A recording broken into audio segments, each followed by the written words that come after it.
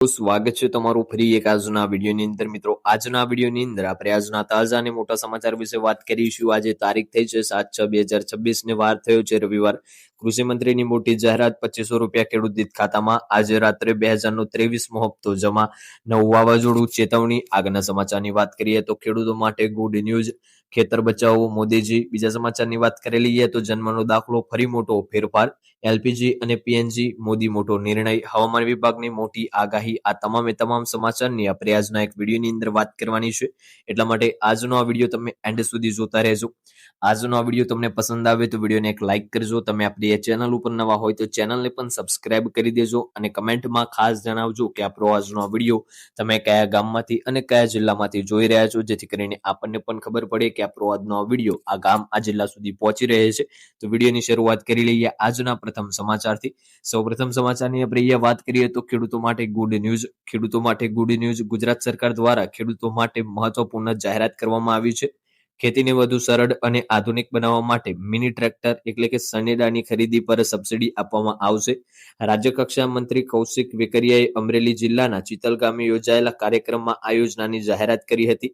સરકારી નવા નિયમો મુજબ સામાન્ય ખેડૂતોને સનેડો ખરીદવા પર ₹60,000ની સહાય સીધી બેંક ખાતામાં આપવામાં આવશે। એટલે કે તમે મિની ટ્રેક્ટર ખરીદો છો તો તમને અહીંયા ₹60,000ની સહાય આપવામાં આવશે। વાત કરીએ આગળના સમાચારની તો ખેતર બચાવો મોદીજી, કચરો ભેટ આપે માટે આભાર। પીએમ મોદી વડાપ્રધાન નરેન્દ્ર મોદીને સુરતવાસીઓનો આભાર માનતા જણાવ્યું કે ખેતર બચાવો અભિયાનમાં જોડાઈને સૌ પ્રાકૃતિક ખેતી અપનાવે છે।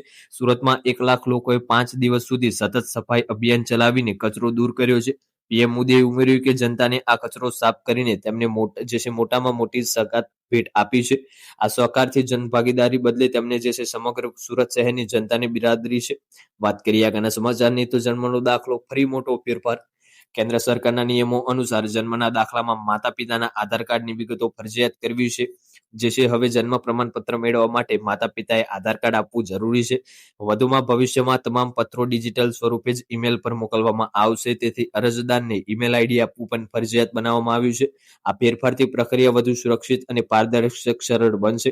વાત કરીએ આગળના સમાચારની તો એલપીજી અને પીએનજી મોદી મોટો નિર્ણય। એલપીજી અંગે મોદી સરકારનો મોટો નિર્ણય છે। પીએનજી કનેક્શન ગેસ લાઇન લેનારા એલપીજી ગ્રાહકો માટે કેન્દ્ર સરકારે નિયમોમાં મહત્વના સુધારા લીધા છે। એટલે કે જે પણ લોકો એલપીજીની ગેસ લાઇન લેશે કે ઘર માટે, તો એમના માટે કેન્દ્ર સરકાર દ્વારા અહીંયા મોટા નિયમોને મહત્વ સુધારો કર્યો છે।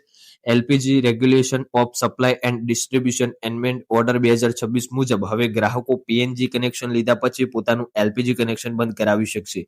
એટલે કે પહેલા હવે પીએનજી કનેક્શન લેવા માટે જે એલપીજી કનેક્શન ચાલુ રાખવું પડતું હતું, હવે એને ચેન્જ કરીને તમારે નવું પીએનજી કનેક્શન લેવું હોય તો એલપીજી બંધ કરવું પડશે અને કરાવી શકો છો। એટલું જ નહીં પરંતુ ભવિષ્યમાં જરૂર પડે તો એલપીજી કનેક્શન ફરીથી સરળતાથી ચાલુ પણ કરી આપવામાં આવશે। દેશના કરોડો ગેસ ગ્રાહકોને મોટી રાહત મળશે। વાત કરીએ આગળના સમાચારની તો હવામાન વિભાગની મોટી આગાહી છે।